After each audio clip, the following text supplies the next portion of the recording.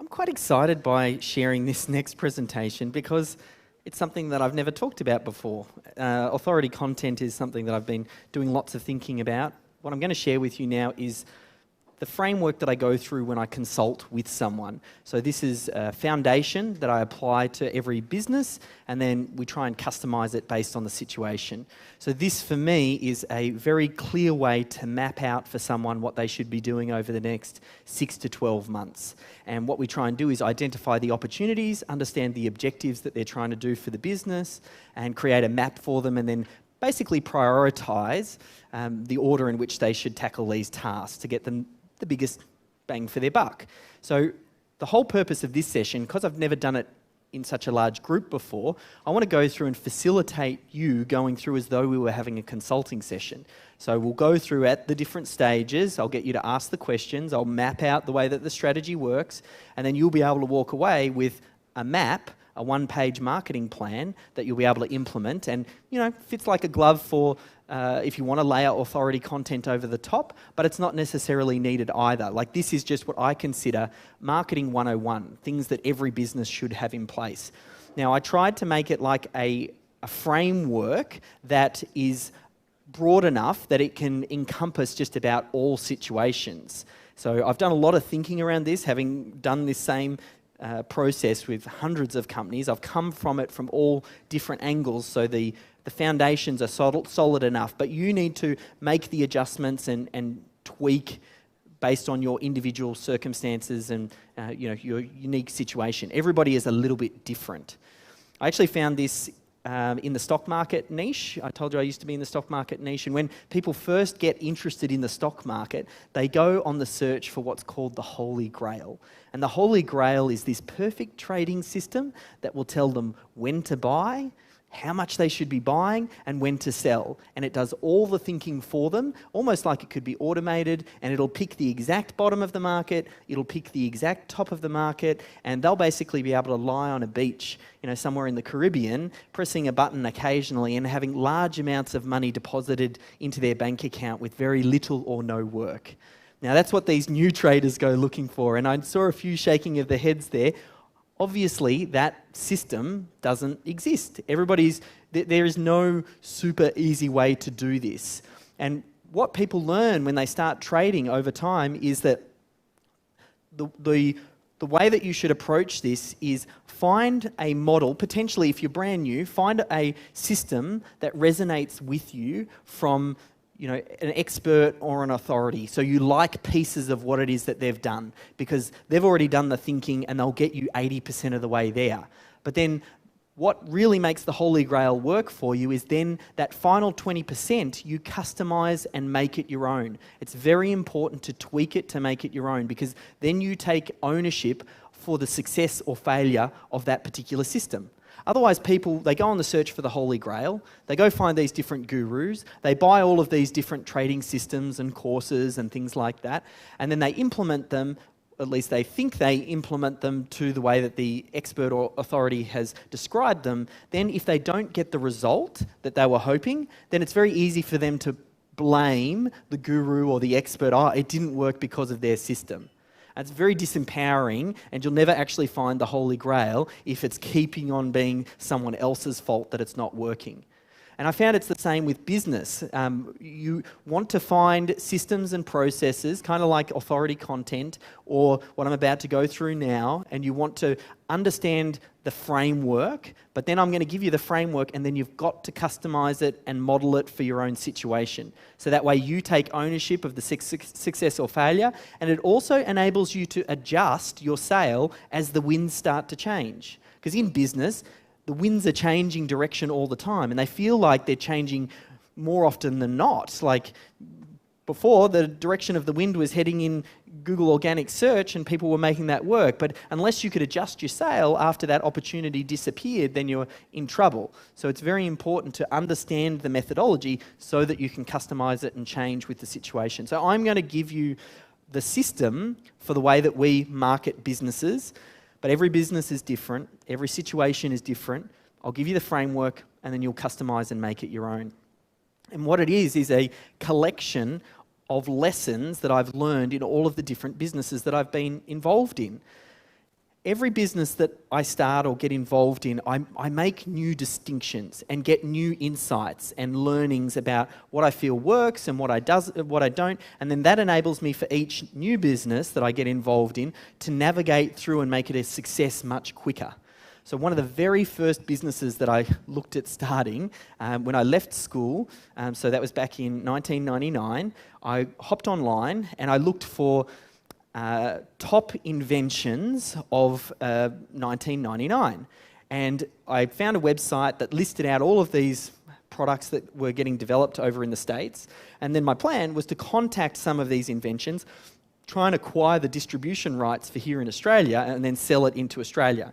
So I came across this idea of this drink spike detector, because I'd just come out from school, so I thought, well, I've got an in there. I can work with the schools to try and see if I can do some education around, spiking of drinks and that sort of thing. And I discussed getting the rights and buying a whole bunch of these, and my thought was I would then approach schools, see if I could put on little education seminars, put the fear of, your child might have their drink being spiked into the parents, and then have the parents buy these little cards to give to their kids when they go out. So that was my thinking. So I purchased the drink cards, had them sitting at home, and then started to do my outreach to see what I could learn. Now, the first thing that I learned is that schools, government organisations move incredibly slowly. There's a lot of bureaucracy around there, and something like a sensitive matter like, drugs, takes a lot to get it through. So one of the first lessons I picked up now when I start businesses, and that's why I like to own the asset, I like to have full control over businesses that I work with, is because I found I was just hitting these roadblocks with these big bureaucratic organisations that weren't moving or accepting what I want, and I couldn't really see a way to get past that. So that was one of my first lessons. These days now, I avoid businesses that deal in that space. Now, does that mean that there aren't opportunities in that space that people can take advantage of and it can work for them? Of course. These are just the lessons that I've learned that help me to navigate. That's not to say that that's right or wrong and there's exceptions to every single rule, but I just want you to understand some of the lessons that I learnt along the way. The other lesson I learnt in this process was it's better to sell a product or a service if the person is actively looking for the solution to a particular problem they have, or they have a problem. I don't want to have to educate someone to let them know that, hey, you've got a problem, now you should get a solution, and my product is the solution. Because that education process, it's quite expensive, it's quite time-consuming. So again, now I try and look for businesses where people are already actively seeking out solutions to problems that they already have. Now, this is just one of the businesses. This is just a couple of the learnings. You have to understand, as someone matures in business and picks up all of these different learnings, it will give them biases, different ways on what works and what doesn't. So you need to take what I talk about and then apply it with your model of the world and what you experience to be true. Pick out the bits that resonate with you and then customize and make it your own. But every business that I've gone through, I've collected these little insights, and that's what I'm going to share with you now and put it into a plan. So what we're going to actually talk through is just some very quick fundamentals. Now, I'll move through the fundamentals reasonably quick because I think most of the people in here already have established businesses. So talking about identifying the target market, talking about selecting the product or the service, you might already be pretty far down the rabbit hole, and it might be hard for you to completely re-engineer your business. But I'll give you some insights for what I look for. So if you start businesses further down the line, or it might also give you some insight as to why you might be having some hurdles or coming up against some roadblocks. And what I like to do when I start a business is, if we can stack the deck in our favour and increase the likelihood of it being successful by making the right decisions up front, then that's a good thing, because then it just makes that whole process easier. But again, that doesn't mean that if a criteria I mention your business doesn't meet, then that doesn't necessarily mean that your business isn't going to work because it didn't meet Dave's criteria. Does that kind of make sense? Yeah. Okay, so let's drill into the fundamentals. So the fundamentals, the first thing we need to think about is around the target market. For me, for a target market, and I have a list of questions when I start consulting with someone, and I ask them questions about their business. Some of these questions is what I'm going to walk you through right now, but one of the first ones is around target market, and I get them to explain their target market. I want them to be large in number. So I want to know that the niche is big enough that there's a good number of people that we can sell our products and services to. I want to know that they're easily contactable. So I want to make sure there's a way that I can actually get my message in front of them. I want to make sure that they want what it is that they have. Like that was the lesson that I learned from the drug spike test product, was I want to make sure that they have a problem, they know they've got a problem, and they're looking for that solution, because that's a better place to be. And it's also, you want to make sure that they have money as well. So you don't want to target the university student and try and sell them a home study course on how they can save better. Like, yes, you might be able to make it work, but you're kind of going up against these fundamentals where, well, they probably don't have money to purchase what it is that you're selling. So you're already starting a little bit behind the eight ball, which means you have to do even more to motivate them to make a buying decision.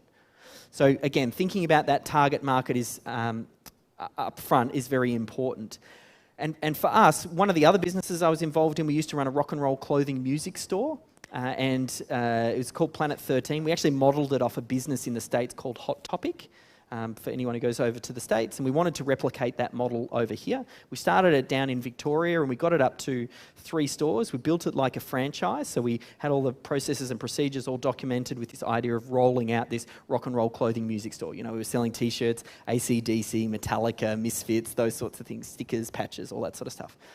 And we set up that business, and when we're thinking about our target market, we realised that our target market really wasn't the kids. Although we needed to appeal to the kids didn't have any money, and the money that would get given to the kids was coming from the parents. So we needed to make a store that was attractive to a parent to go, I'm happy for my kid to go there, and I'm happy to buy gift vouchers, and I'm happy to send them there. So we made some conscious decisions about opening the store in shopping centres.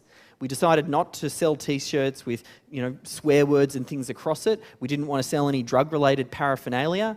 And there were a few other things like that where we're kind of like, that's not going to appeal to the target market of the parent, because we wanted to make this scalable. Cut a long story short, that business, we ended up closing down. Traditional bricks and mortar business, the rag trade, is a tough game. You've got a lot of overhead expenses, and we were finding that we were much more efficient running the online side of the business, so we ended up closing the retail stores down kind of when the GFC hit. That's an aside, but again, every business I get involved in, I learn different lessons along the way.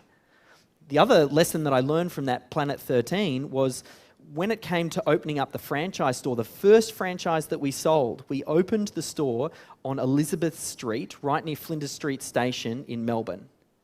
And the reason we did that is, well, the way I got the store was pretty cool, actually. I wrote out these little letters that basically said, are you looking to get out of your lease? Because we would be interested in assuming your lease.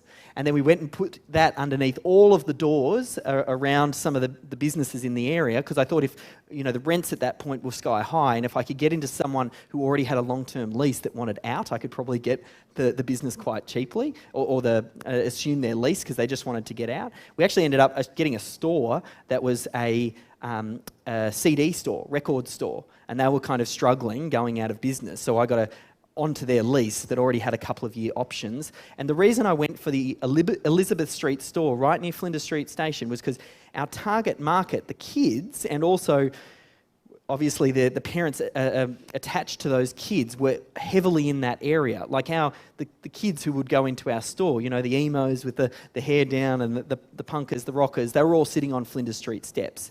And I thought, if we could get an awesome rent, so our overheads were probably as low as they were going to be, and if it was right in front of the target market, if I couldn't make the model work there, then it's probably not going to be able to scale.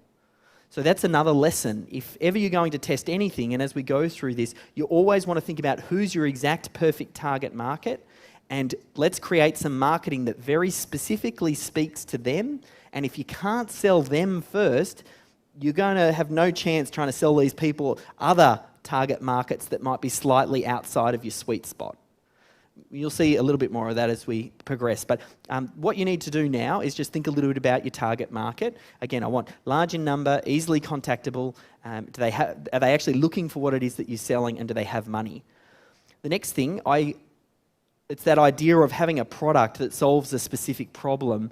I don't want to be re-educating the marketplace. And I think the product needs to be solid. I love products that, for lack of a better word, does exactly what it says on the tin. Like I want to, if I'm selling something, I want that product to deliver the result that the client or the prospect is looking for. These are the fundamentals. You need to make sure that you've got a good product or service, because we're a very transparent world. People talk online, social media, things get spread very, very quickly. So you've got to be selling something that's quality. So that's another, again, these are just fundamentals. If you haven't got that, then we need to get something else in place. The next thing that I do, so we talk to them about their target market, we make sure that they've got a good product and I have a deep understanding of their product. Then we start to do a little bit of a stock take on their business. I love to see what assets a business already has, because we might be able to very quickly leverage those assets.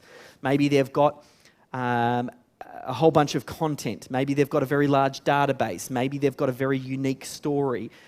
What are those assets within their business that they might not have even recognised as assets that we might be able to help to customise our marketing plan as we develop it, which might get them a result even quicker?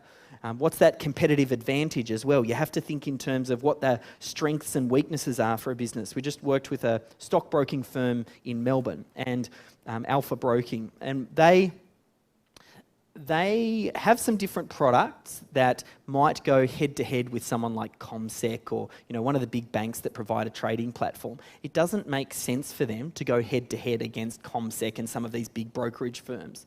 So we needed to think about, well, what's their competitive advantage? They're a value-add brokerage firm. We needed to demonstrate that they were boutique. We needed to demonstrate that being small enough they could provide the unique service. We needed to bring personality into the business where the big corporates didn't have that personality. That's one of the things about small companies. That's one of the best advantages you've got, is bringing that personality in, because that helps you to differentiate and separate yourselves from the other competition. So again, at this point, we're doing a little bit of a stock take. Target market needs to be a good match. We need to make sure that the product is good, and then I look for what opportunities do they have as I do this stock take. So in your head, I would be thinking, and some of the things you might write down at this point, some of those other decisions might have already been made, but you could start to think about what assets do you have. I think during the break, I was chatting with a lady who runs, was it a trucking company? Where was that one? Yeah, the lady up the front, a trucking magazine. So she's sitting on a lot of content from all of the previous issues of the trucking magazine. So for me, the opportunity or the asset that will help guide our one-page marketing plan is you're sitting on that content. So how can we leverage that content that you've already done? So that's why every situation is a little bit unique, and I'll give you the framework, but things like that, you're going to have to either get some outside insight or try and reach that conclusion yourself. But looking for the assets that you've already got oftentimes can yield the quickest result. So now, we talked a little bit about the fundamentals. I want to move into this one-page marketing plan. And this is what I draw out for most clients, and you'll be able to do the same. And this is the start of the one-page plan. So I would draw it as we go if I was in your shoes. So the first thing that we need to think about, or the way that I think about it, is around the traffic. How do people become aware of your business? There's probably a few different types of traffic sources, and I'll just put them into some big buckets here.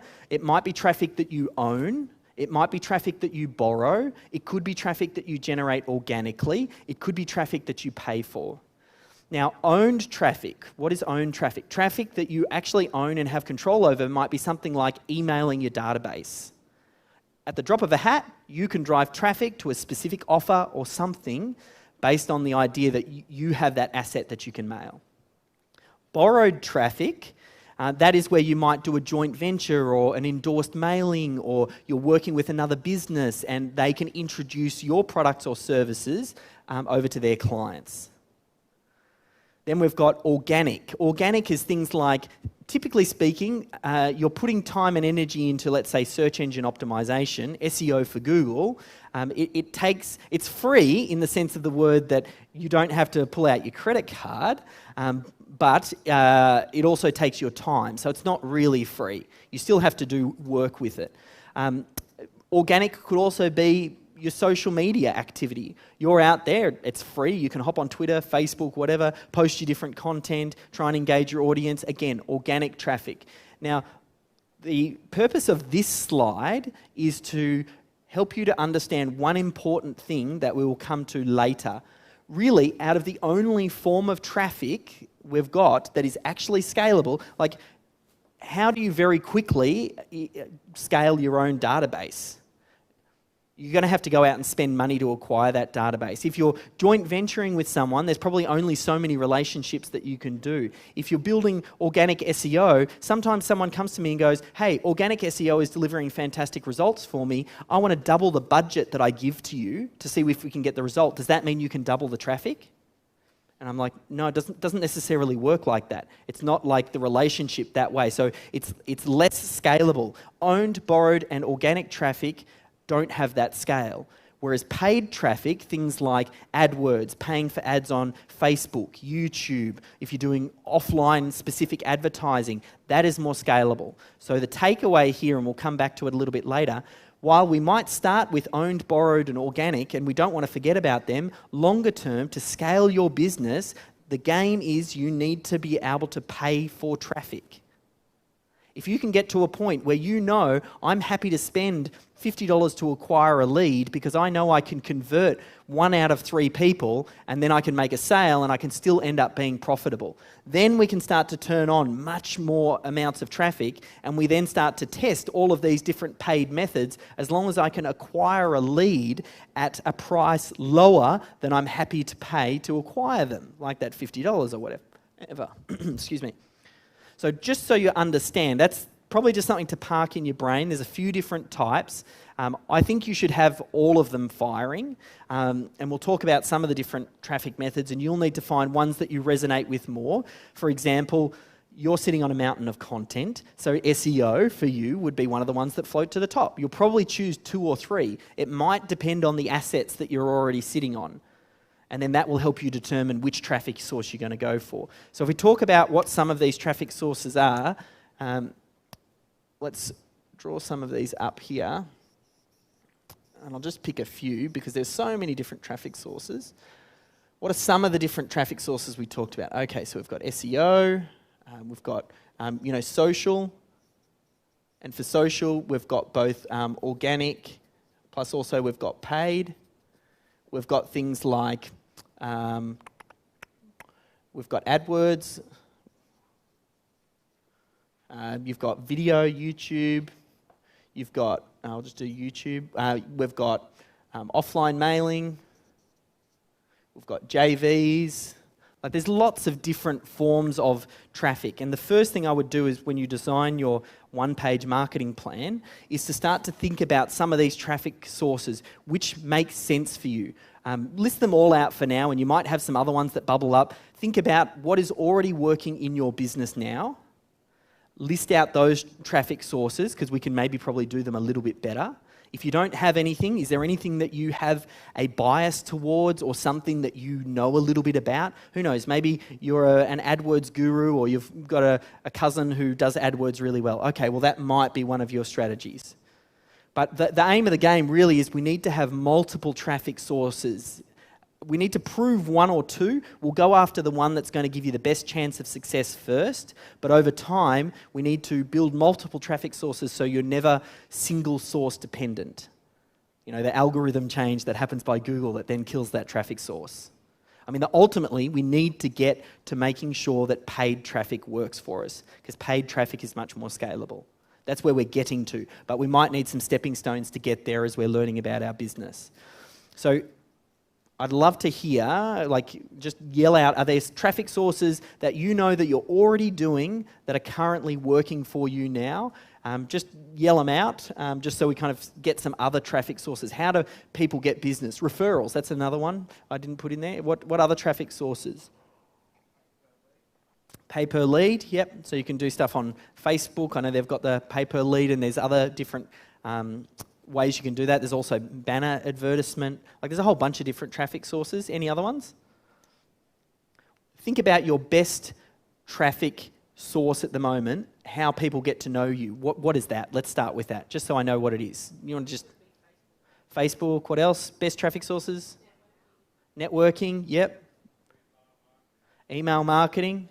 Oh, was that Scott? Was that you out there? Who said that one? Oh, up the back there, yep. Signage, yep. So for walk-by traffic and stuff like that, or on your car or whatever, yep. Yep. Attending different events and things like that. So you've all got your own different traffic sources. As part of the consulting session, what I do is I figure out, well, what's already working for you. That's the best place to start, always. How do we magnify where you're already getting results? Have we optimized as best as we can? A lot of people focus on their weakness and try and pull that up. You're better off when it comes to traffic, figuring out where you're already strong, make sure that you're doing that the best that you can, and then move on to another traffic source. Does that make sense? Question just up there. Yep, I might even repeat it.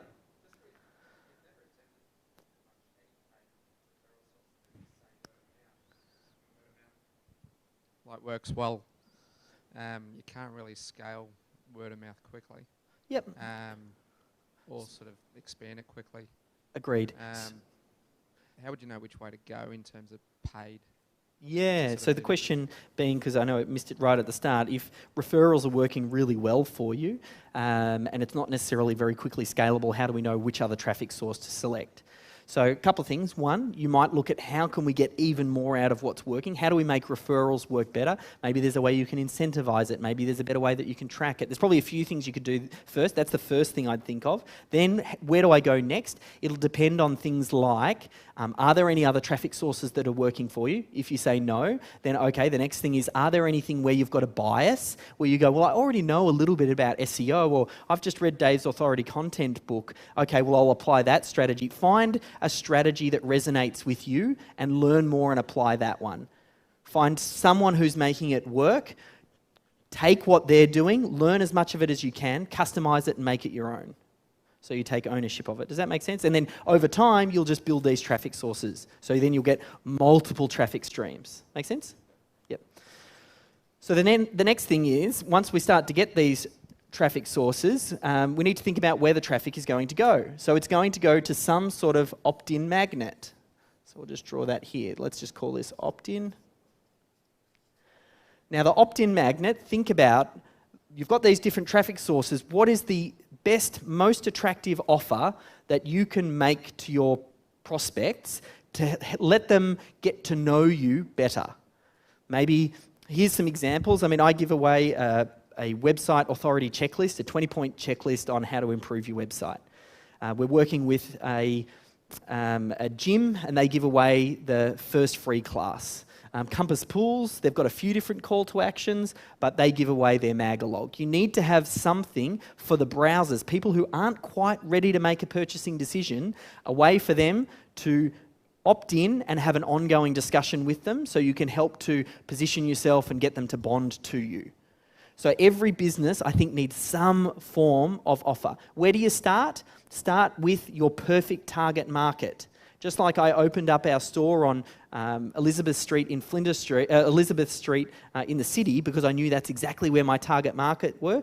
These opt-in magnets, you want to speak very clearly to one specific, perfect target market, the person who is most likely to convert for you. So you need to do some thinking around that. Now, we have to start somewhere. You'll come up with one opt-in. Over time, you might actually come up with different opt-ins based on different verticals that you're going after. But let's just start with one that's got the biggest chance of success. So yeah, it could be an audio, it could be a video, it could be a PDF. Something that I've just fallen in love with at the moment are quizzes, and I'll show you some quizzes at the moment because I think they're a great way to get people started. And there's the quiz master up the back there who's taught me everything I know about quizzes. So you just need to find something. It's not enough these days to create Like, people don't want to opt in for another newsletter. How many websites do you go to that says, sign up to our free newsletter to get updates and tips on what we're doing? Who's seen those? How many people, who wants another sign up, another email in their inbox of some gaff that I'm just signing up and I don't even really know what I'm getting? Nobody wants those. No one's signing up for those. You have to be very specific with your offer. Think about the conversation that's going on in the head of your target market just prior to them making a purchasing decision. Create a bit of content that answers that question, and then require that they exchange their name and email address to get access to that piece of content. That gets them into the front of your funnel. Now, later on, we might drive, the paid traffic, AdWords, we might drive straight to that opt-in. Depends on the traffic source. Some traffic sources, we actually point straight to the opt-in. Other traffic sources, they'll land deeper in the site, and we'll talk about that in a moment. But think in your business what that opt-in might be. For our video production business, we use Leads Hook.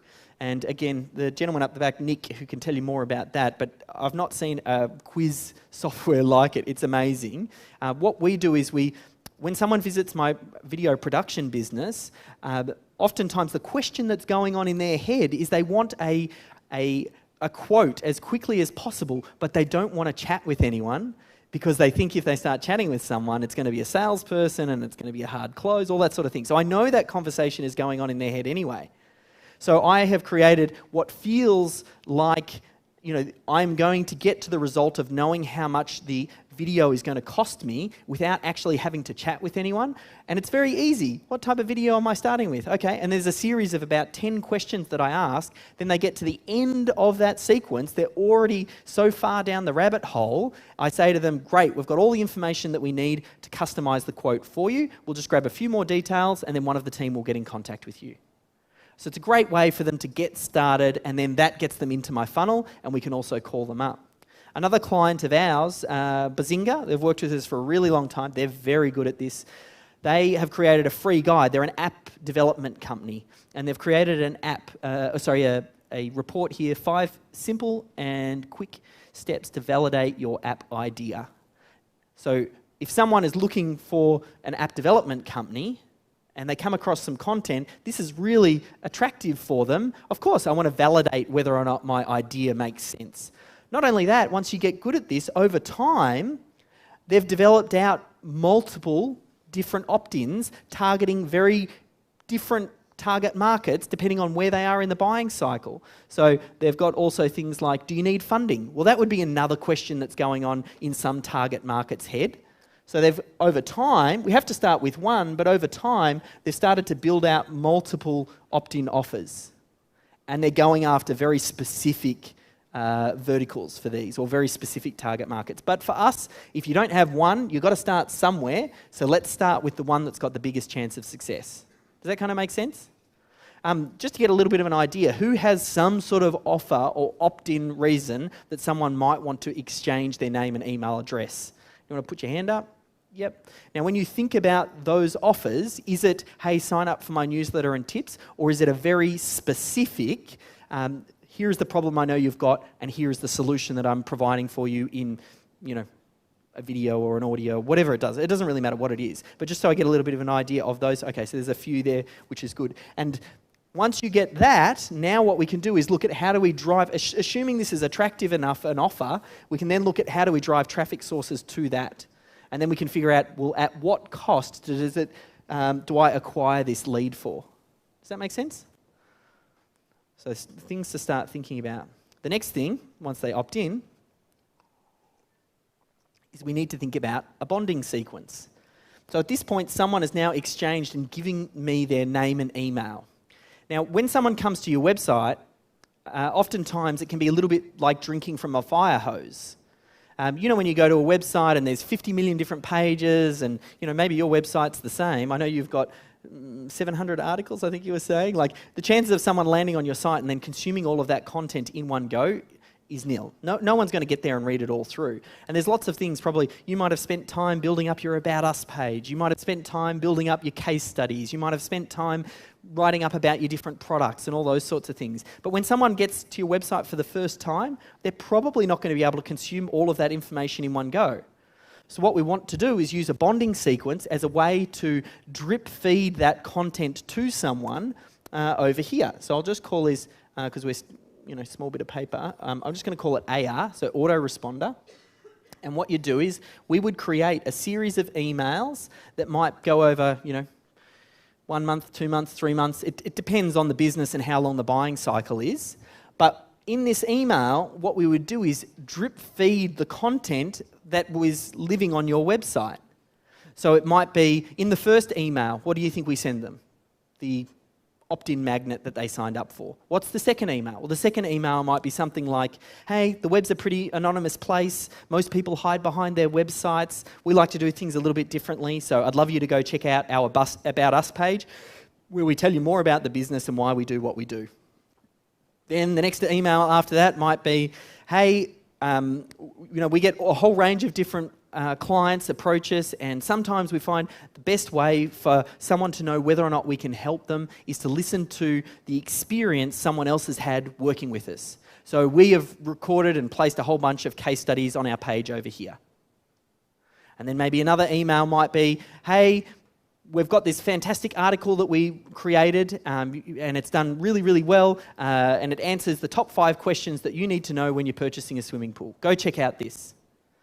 So what you do is you list out things that bond the prospect to you to help elevate your authority, help them consume the content on the page, and you build the story now, because they're listening to your message, around why they should work with you. And then afterwards, once we're a few in and we've built a bit of trust, we might even make them an offer. Hey, go buy our product and service. Go whatever. Now, we first create this as an autoresponder sequence, and then on top of that, we then broadcast mail over the top. So how often do we send these emails out? Again, depends on the industry. We just worked with a psychologist in Melbourne, and he said when people are looking for psychological help and they want to get a counselling session, usually they make a decision within the first week. So he mails quite heavily within that first week, whereas something like the swimming pool manufacturer, much longer buying cycle. So we can drip that content out over a longer period of time. But what we do is we have the set core bonding sequence, and then we broadcast relevant content that's going on in the market right now over the top of this. So this might be topical news. This might be things that are going on in your business. It might reference something that's just happened in the media. But the whole purpose of this broadcast over the top is to give the bonding sequence the feel that it's not canned messages. Because if you're interspersing things that are currently going on in the media right now, that makes the rest of these emails feel like they're relevant and topical and happening right now, and it's not some canned sequence. Does that make sense? Yep. So what I would think about doing now, as we move through this, we first identified some different traffic sources. Then we started to think about what your opt-in is. Now what we want to do is start to think about what are some of these emails that will go into this sequence. And then we move on to the next thing, which is the website. We'll just call this web. Now, on your website, you might have a few certain key pages. So I think all websites, there's certain things, and this is just a screenshot of melbourneseoservices.com. That's where you can find out more about us, and I try to be the best example of what it is that we teach, so you can always go there. Anything that I talk about, you will find reference and examples on my site, because that's the way we roll. We lead by example. And the things that you want to have on your site, you should have an About Us page, you should have reviews, you should probably have a blog, you should have easy contact information. Like for me, some of this is just 101 when it comes to building a good website that's modern, optimized, responsive, gives Google what they want. If you haven't updated your website in the past probably 3 or 5 years, it's probably time to rebuild your website. Just to make sure it's hitting all of these content pieces. I think that's very important to have, those different elements, because those elements will feed into this autoresponder sequence here. Because effectively what we're doing is we're pointing from these emails then back down to certain ones here. So as these go out, I'm pushing them back to the site, getting them engaged, and then I'm going to try and channel that up into the next level down to try and, again, continue and further the discussion. Now, it's no secret, I love videos. So I would be thinking about putting as many videos on all of these different pages as possible as well. Because I think it's a great way to have people bond and connect with you. For me, the two biggies are video. You want to do as much video as you can. And for me, I'm always collecting the proof.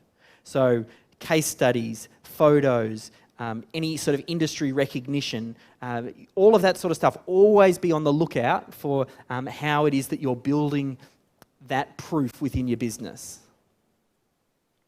And then what I would look at doing for your website as well, make sure that you optimize your website as best as you can for what Google is looking for. So we know Google now looks for user experience, so make your website have a fantastic user experience. Make sure that it's easy for people to find things. Make sure that there's lots of information there. Make sure that there's easily contactable information. There's some of those things that we mentioned in the Google leaked quality guidelines that I was talking about. You want to feed those things back into your website, because whether or not you decide that SEO is going to be one of your main traffic sources or not is irrelevant. What Google is looking for is a good user experience. So regardless of how you're driving traffic, it will benefit you to have your website as well optimized for Google as possible, because that will help any sort of traffic that you're already getting. So you should bring your website up to, at minimum, not even necessarily ongoing SEO, but you should make sure you're meeting Google's best practices and you do some of the real basics, making sure you're submitted to the main directories, do some basic link building, a few things like that. I would consider that, for me, 101. And if we look at increasing usability, increasing conversion rate, that has other effects elsewhere as well. Because even AdWords, Google looks at the site quality score. If you've got a low site quality score, they tend to charge you more per click. So if you've got a very poor performing website that's slow loading and it provides a really bad user experience, Google is going to be charging you, I suppose for lack of a better word, numpty tax. They see you as a bit of a numpty, so they're going to charge you more per click to get that traffic. So again, there's a lot of benefit for making sure that your website is as tight as it can be. It'll help to increase traffic and work on, it flows through all of the different traffic sources. And yeah, obviously I'm a little bit biased with video, but I still believe that's the low-hanging fruit. And it was good to see Steve incentivize that to make sure that you all get your first video going. Now, the presentation, and I don't want it to hold up because I've still got a bit more to go.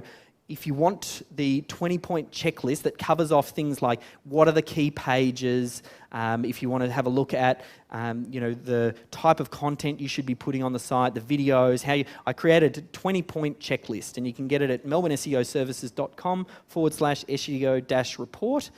You just go there and I will give you a checklist. You don't even need to work with us. Go take that checklist, give it to your web developer and say, make sure that our website ticks every one of these boxes. That, for me, is probably what you do for the setup. So as you write that down, melbourneseoservices.com/SEO-report. So next piece of the puzzle we need to think about is now your blog. So let's do a blog over here. Now, if you imagine the pages that I've talked about here, they are your top tier pages that are probably going to be in your top navigation, right?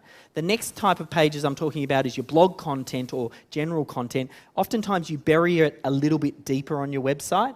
So you might have a page and then underneath that then links through to other content. Now this content down here is the content that might be your authority content. This is the content that you wouldn't necessarily link to it directly from your menu, but they'd get to it from a blog or a content page. You can see here the Compass Pools one just here. It's not necessarily on a blog, but it connects all of these deeper articles down here which target longer tail keywords. Now, this type of content is the stuff that you will be amplifying through paid media like social media, Facebook, whatever. You might run some ads to specific bits of content here. It could be content that appears organically in SEO as we start to rank for long tail keywords, those sorts of things. So you have a blog and we start to build out the content down here. Again, if you don't have a content strategy, you don't really have an SEO strategy these days. And really now, I actually don't think you don't have a digital strategy unless you have some form of content. Content is so important because it's at the pointy end of when your prospects get to know you. It's usually the first bit of something that they engage with you. You know, they read an article, they watch a video, they do something. That's the first impression. So I think you need to have a strategy to be creating content. And that can end up living on the blog. And then you can also, here in your autoresponder sequence over here, you would point to the top performing articles. As you start to share this content, you might go, wow, this video here gets, or this post here gets 10x the number of views as these other ones. Perfect. And it's getting so much more engagement. Well, that would be perfect to add into this autoresponder sequence. Cool. I think you're starting to get this. Good example, again, of this is Bazinga. They're a great client. I find with us now, the clients that get the best results are the ones that are proactive, that take the advice, that implement, that are content creators. And these guys are machines, and they do it incredibly well. So they're creating long-tail content, and they share this content on social media. What they actually do is they post this, they figure out which pieces of content get people to resonate with them and engagement. Then they take it to Facebook, and then they boost that content. Then they drop a pixel for anyone who engages in that content. And then they run ads to anyone who engaged in that content. They make specific offers for these opt-ins because they know the person's engaged in the article, therefore they're probably going to be interested in the opt-in, and then they run ads to them. And that might be a little bit too quick for some, but when you watch the video back, you'll go, wow, that Dave guy is pretty smart. Okay, so we'll just in jest. Okay, I will come back to the one-page map because we're going to keep building that out and you'll be doing it. But I just want to talk in terms of levels of ready. So if we think of it in terms of, kind of where people are at in the buying cycle. So depending on when people engage with you, there are going to really be three types of people. Some people, they're not quite ready to do business with you just yet. They might still be browsing. For those people, we make the opt-in offer.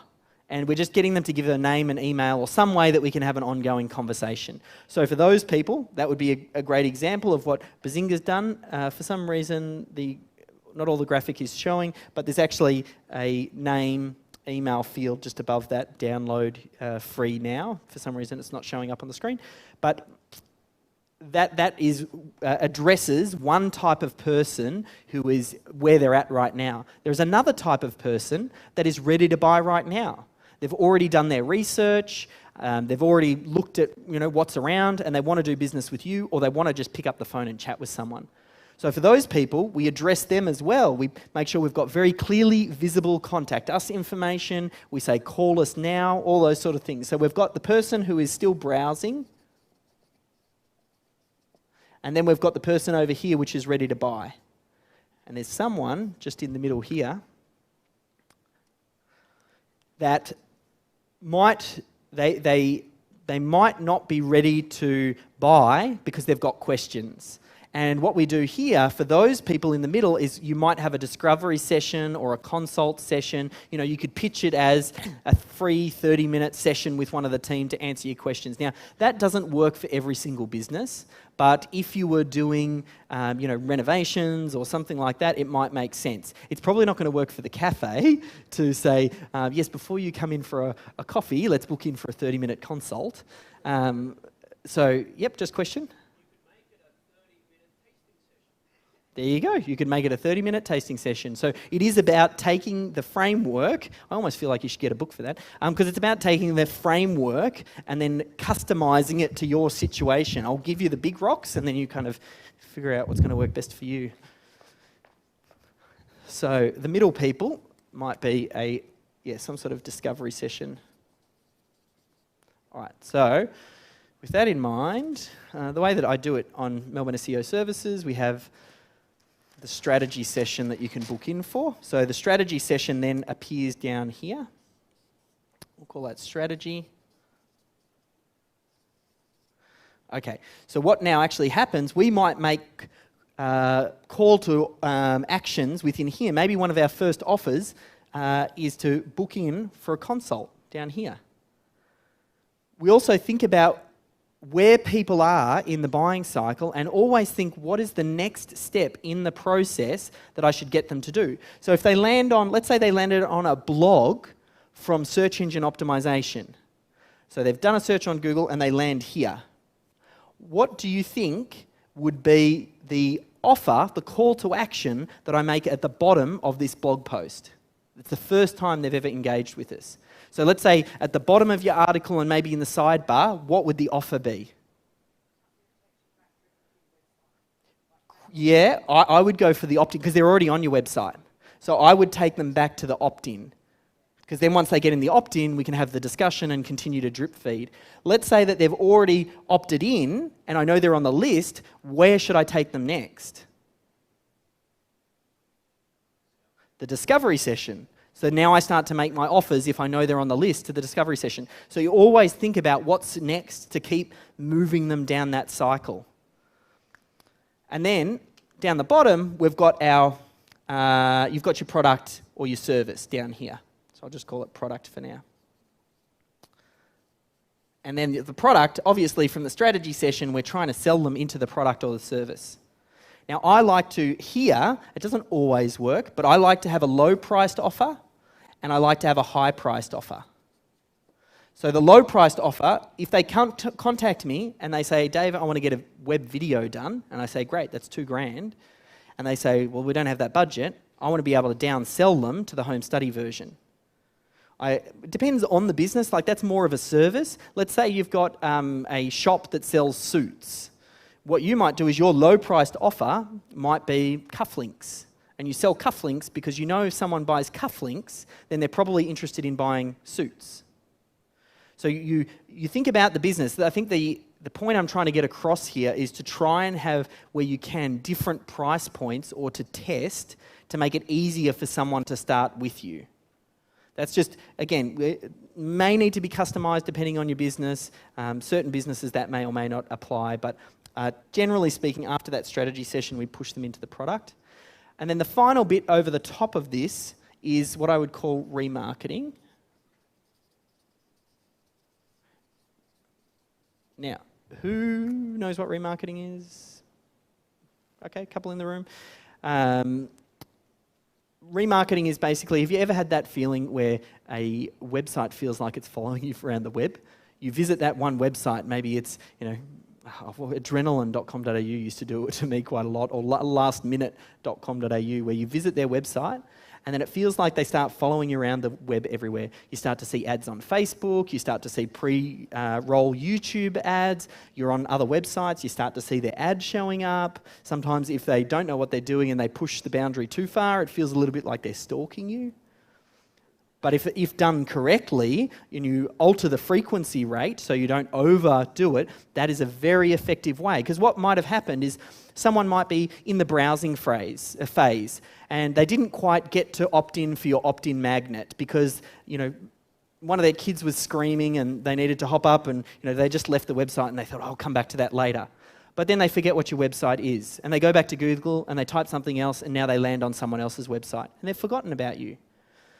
So a lot of times, it's not that they didn't want to purchase your products and service, it's just life got in the way and they never got around to it. So one of the most cost-effective forms of marketing is advertising back to people who you know have already engaged with your brand. And it's a great way. So we do remarketing mainly through 3 channels. We do it through the Google AdWords program, which runs through the Google Display Network. We do it through YouTube, which is the pre-roll ads, and we also do it on Facebook. So someone visits our website, we drop a cookie and tag them, that person leaves, then they start to see our ad appearing other places. And then where do you think I try and target them? Once I know they've been to the website, what ads, where do you think I'm sending those ads? Opt-in. Yes, perfect. You're getting it exactly right. Because that's the next point in the cycle. Yeah, exactly right. Now you can do some fancy stuff as well depending on the volume of traffic and stuff like that. Once they've opted in, you could actually run remarketing ads that push through to the strategy session because you could add a tag when they land on the thank you page that takes them off that list, and then you only run ads to whatever that next step is. Got a little bit fancy there. You might have to listen to that again later. But that's kind of like that next level. Now, trust in the process, for me, I would consider this 101. Like, this is the first thing that I try and do with every consulting business that we try and work with. It's just a framework. You have to customize it for your situation, and everybody's got different stages, but let's think about the flow here. So the flow, you will have different traffic sources. You will have to pick the ones that make most sense for you. Some you will already have in place. That traffic may point down to your opt-in, or it might also, SEO, it's going to point all the way down to some blog posts and things like that. So some of these different socials will point to different parts on your website. But the whole aim of the game is the traffic source drives to get them to do an opt-in. So I can have an ongoing discussion with them. Once that ongoing discussion happens, I then have an automated sequence over here, which helps the person bond with me. I then broadcast over the top of that to make it appear more natural and more current, and have call to actions to get them back to the website engaging in the content. Once they're engaging in the content down here, I'm trying to push to either a strategy session, or if it doesn't make sense, we push straight to the sale. And then we layer remarketing over the top of it, so anyone who engages in this at any point and they don't take the next step, we continue to market to them. Now, once I do this, I feel like that's most websites are leaky buckets. I feel like by doing this, we've plugged most of the holes. Now, for me, I'm happy to go out and spend money on AdWords, because I know if I'm spending my top dollar, because AdWords is expensive, it's a very efficient market, and it will deliver you great leads, but if you're not capturing them here, and then you've spent $100 to get a click or whatever industry you're in, and then they leak, then that's a very expensive way. Whereas if we tighten this funnel up here, we at least try and capitalize and make the best effort to convert that paid traffic. Once we get there, as we talked about before, paid traffic is very scalable. So if I then can calculate out how much a lead is worth to me, then I can start testing all of these different paid traffic sources, and I'm looking for paid traffic sources that can deliver me leads at a cost lower than something that's acceptable for me to be buying a lead. So we run a video production company. Generating leads off AdWords is quite expensive. It costs us about $150 to get a phone call, and then we're probably converting about 1 in 3. So it's costing me around $450 to get a closed lead. Now, if we're selling a video for $19.95, $2,000, then cost of goods is probably at least a third of that. Then we've got our overhead expenses. Once you start thinking at this level, it makes it much easier for me to scale my business, because I know what my costs are. I know how much I'm acquiring a lead for. Now I can crank that traffic for any time that I can acquire a lead at less than $150, and I can test other paid sources. Does that kind of make sense? A little bit. So that's kind of ultimately where you want to get to. Whenever I sit with a client, I start off, I think about their target market, I think about their product, I think about their assets. Their assets sometimes will dictate which part of the strategy and the flow that we end up going for. And then I will try and prioritize and help them prioritize how to build this out. And this is kind of like a one-page marketing plan. Something that might take them 6 months, 12 months to implement. And we have different levels. Someone will have a consult with me first. Some people will just say, hey, Dave, that sounds great. I've got the different connections and assets. I can pull this all together. And they'll have consults with me once every 6 months or once every quarter. And we check back in on their plan and see how they're going. Other people, we do this plan and they say, hey, Dave, I need you to do it for me. Can you SEO my website? Can you make some videos? Can you roll out the autoresponder sequence? Yep, we can do that. It always just comes down to budget and objectives. It depends on how large the business is and if it makes sense for you to pay to get someone to do it. If you're a micro business, hiring us to do the job, you might not have that budget. So we've got the home study versions. And then there might be other people that go, yep, that just makes sense. We get it. We just want you to do it so we can just focus on what we do best. We're great at delivering blue widgets, so I'm going to focus on blue widgets. You focus on the marketing. But that's kind of what I want you to take away from this is you need to build out your plan like this so you know what the end picture looks like. Then you can go backwards and then we can figure out in what order you'll build this. And that's what I'll help you do now. And then that becomes your strategy on how to develop. But that's basically what people pay me $1,000 a session to do what I just did there. So I hope you value it. Question just up there.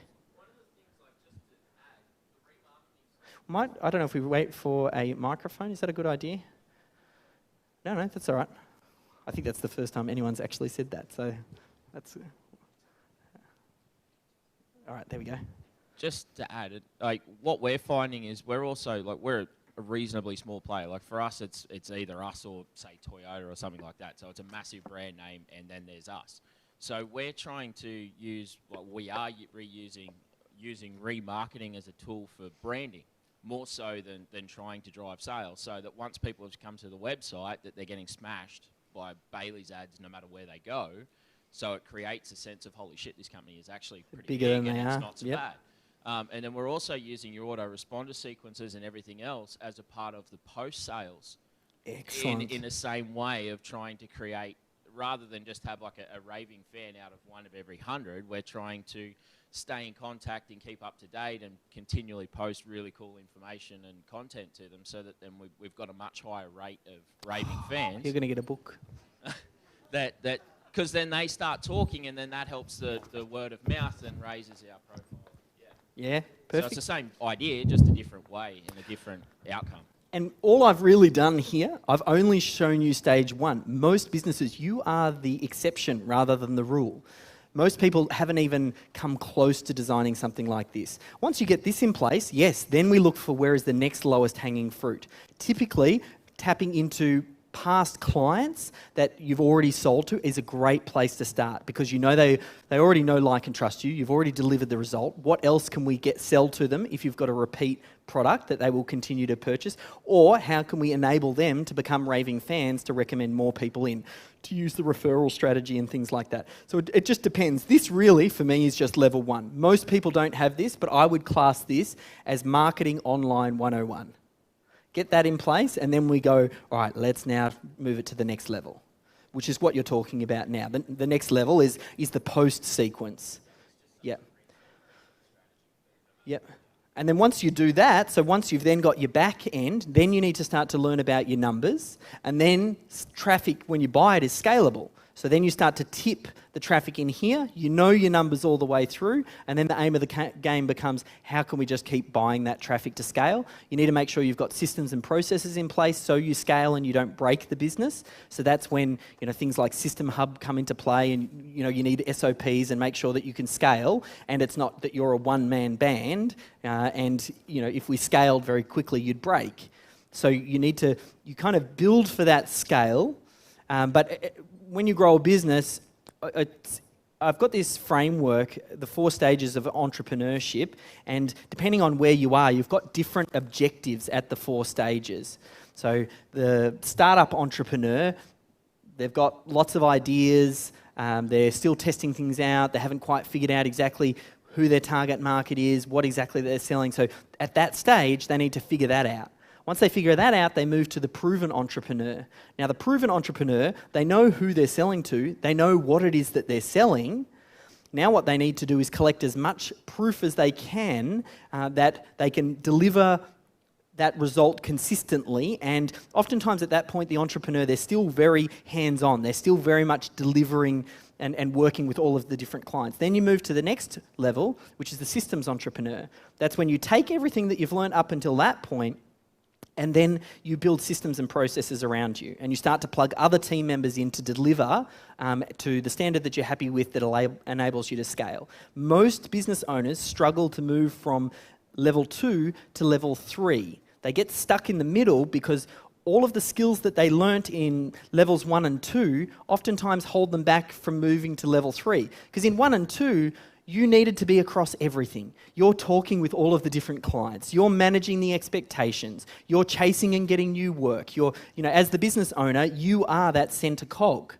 Now, that enabled you to grow to a certain size and get raving fans and people to love what you do. But to move through to the systems entrepreneur, that next level, you actually need to let go and have other team members come in. But it's hard because all of the attributes that you've picked up in levels 1 and 2 have been reinforced because they've given you the result. But the problem is that it actually holds you back from growing through to that next level. I went on a side tangent. That's a discussion for another time. The final stage is the complete entrepreneur, and that's where you see businesses as a collection of systems, and you see businesses more as entities of systems that can be bought and sold and traded. But that's, again, maybe a discussion for another time. The thing I wanted to show you now, so this is Planet 13. This was the store that was on Elizabeth Street. One thing that's important to reference just here is a lesson that I learned at Planet 13 was we had this process, right? Effectively, we thought about, right, we've got walk-in traffic, they come in here. What is the next stage in the sale for most people? We need to get them into the change room.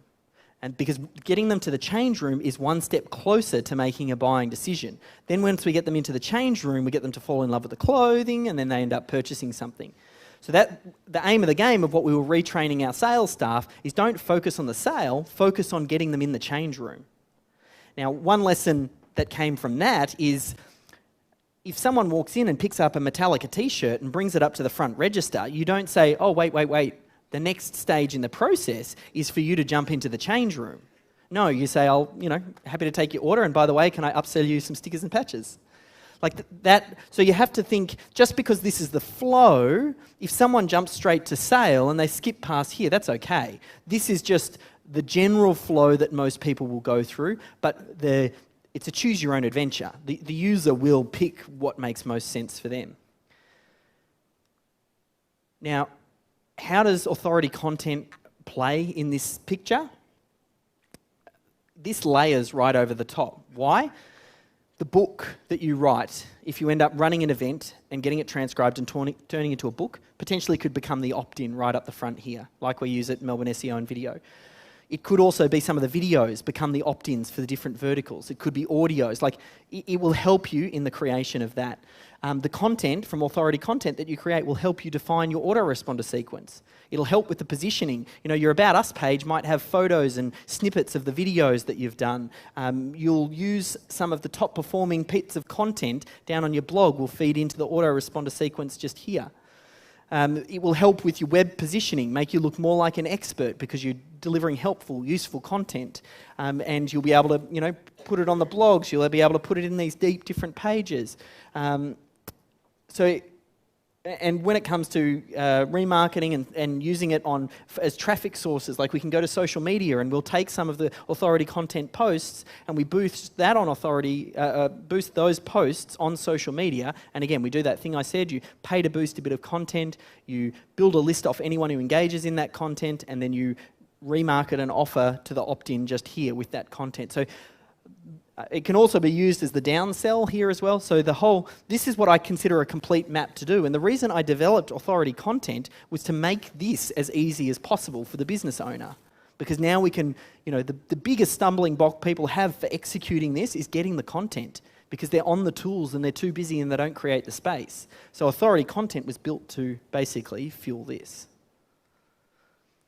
Be the best example, depending on how we're going for time, because I did want to do a hot seat towards the end.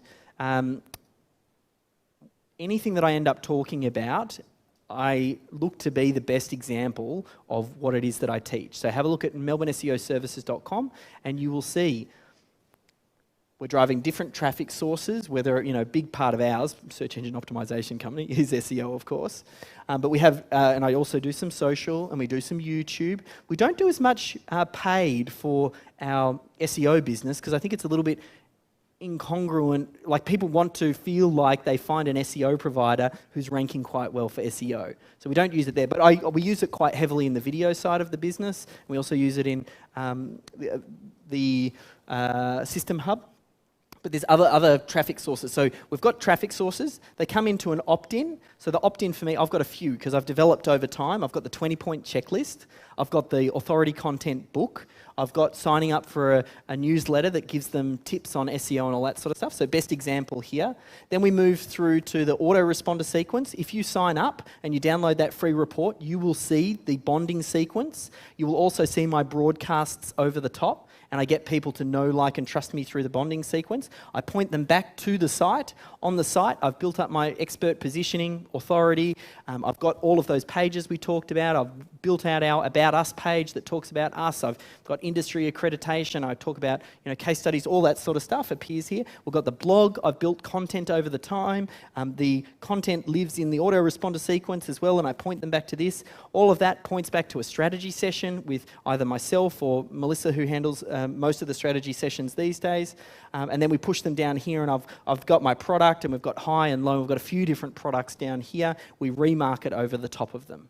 So that's kind of, best example. So I'll probably just take maybe about 5 minutes now that we've got our one-page marketing plan, where I'd love you to put on some music up the back, and we'll just ask you some questions. And I want to go through each of these different stages and think about how you will apply this and which bits are missing. Like, that's the next thing we need to do. Once we map this out, I'll quickly show you how do we prioritize it and in what order we do it. So Steve's going to press the play button now. I'm going to just plant some hypnotic messages in your brain while you listen to the music. But just think about redrawing this on a blank piece of paper with a beginner's mind. And think about what traffic sources have you got, what's working at the moment, what traffic sources would you like to add into the mix. So just think about the traffic sources first. Quick movers, the next thing you need to think about is your opt-in offer. Why would someone want to exchange their name and email address or even phone number if you want to do some SMS marketing? If you run a coffee shop, maybe it's a free coffee. Maybe if it's a construction business, it's the 5 things that you need to look at when selecting a renovations contractor.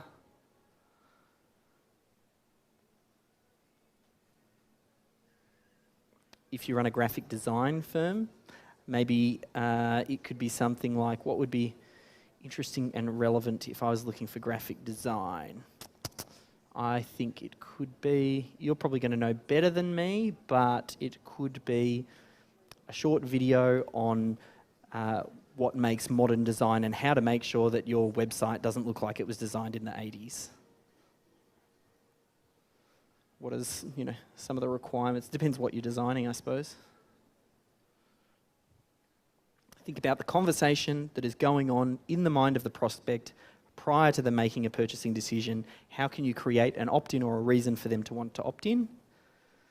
And then once you move through that, the next thing that you want to think about is your autoresponder sequence. And that can be just really short. Let's not actually write the emails out. What are some of the things that you would put in your autoresponder sequence? First email would be to download the opt-in. Second email might be to find out more about you. Third email might be check out the case studies.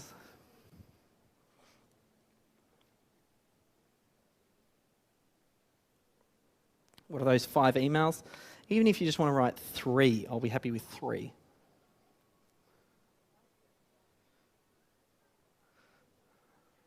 No need to overachieve here. 3 is fine. 3 is better than none. Then maybe have a little bit of a think about your website. What sort of changes would you want to make to your website? Are you missing an About Us page? Do you have a listing of past clients you've worked with? Do you have blog content? Do you have, what's missing on your website at the moment?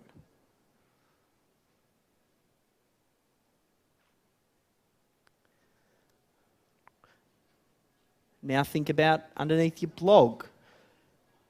What are maybe 2 or 3 bits of content you could create for your blog? What are frequently asked questions? What is it that you're asked on a regular, repeated basis? Now, does it make sense in your business to have a discovery session? Do you want to put that in? Are you going to have some sort of offer on your website to chat with a team member? And what would you call it? Is it a strategy session? Is it a chat with an expert? Is it a, help us design your plan? Is it help us cost out your project? Is it, I don't know. You're going to know better than me. And then think about your product. Just ask yourself the question, do I have a lower priced product? Maybe something that I could use as a downsell. Does that make sense? Sometimes it doesn't, sometimes it doesn't. I chatted with a gentleman during the break and he was talking about renovations and he said, oh, look, it doesn't really make much sense. Because I said to him, oh, you know, maybe have you thought about doing, maybe a stepping stone for you could be people looking to get their windows changed or something like that. And that's a lower priced product than having to completely renovate the house. And it might be a nice way that you could market on the front end. And then he said, oh, look, you know, smaller jobs like that tend to attract lower quality people and they tend to be more work and they tend to be squeaky wheels. So that didn't quite fit for him. And that was okay. But still something to think about. It might make sense. If you can come up with a loss leader, I mean, that's what someone like Officeworks does. The reason they sell their photocopier paper at a slight loss is because people out there are shopping and comparing prices and thinking, oh wow, their paper is so cheap, and they think everything else must be cheap, and they're trying to do it to get them into the store. And even if they lose money, by the time they get in there, they're hoping then that they'll sell them pens and chairs and all these sorts of things. Once you're in Officeworks, it's hard not to buy other things. You're either an Officeworks person or a Bunnings person.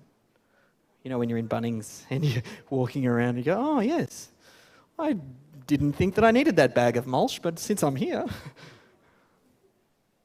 So it may or may not make sense for you. And then the final, remarketing. Everybody should be doing remarketing, lowest hanging fruit. All right. So let's keep moving into the final straight now.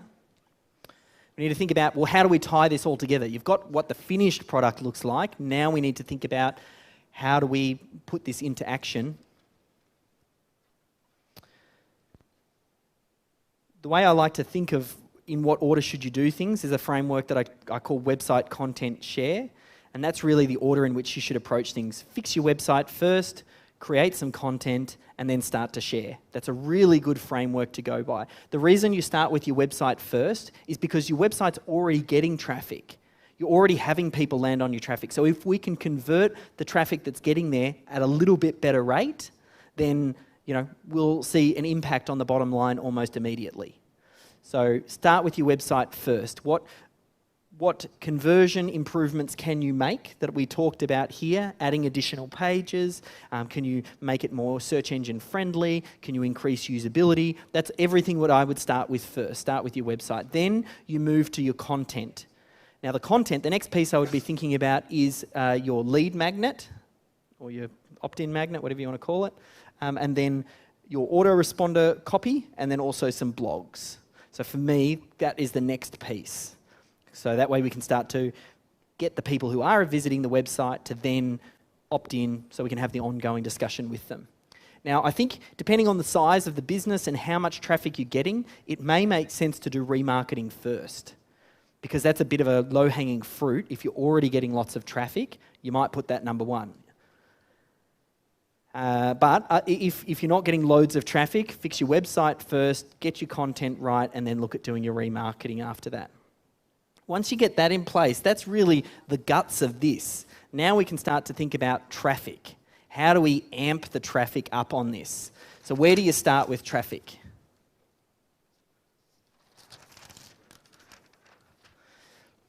We'll use a little target here.